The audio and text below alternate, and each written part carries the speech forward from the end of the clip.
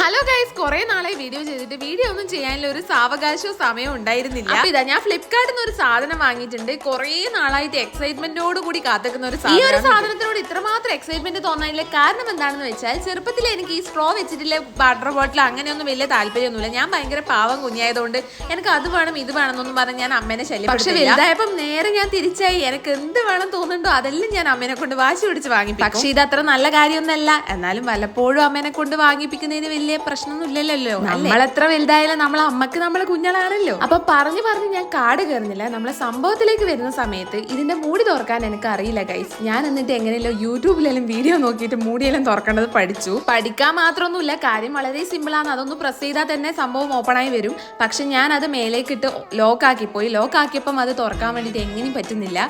പിന്നെ ഞാൻ അത് എങ്ങനെയല്ലോ നോക്കി പഠിച്ചു. പിന്നെ ഇത് വാങ്ങാനുള്ള മെയിൻ കാരണം എനിക്ക് വെള്ളം കുടിക്കാൻ ഭയങ്കര മടിയാണ്. അപ്പൊ ഞാൻ ഒരു ദിവസം വെള്ളം എത്രമാത്രം കുടിക്കുന്നുണ്ടെന്ന് എനിക്കും കൂടി മനസ്സിലാക്കാൻ പറ്റുമല്ലോ എന്ന് വെച്ചിട്ട് ഞാൻ വാങ്ങിയതാണ്.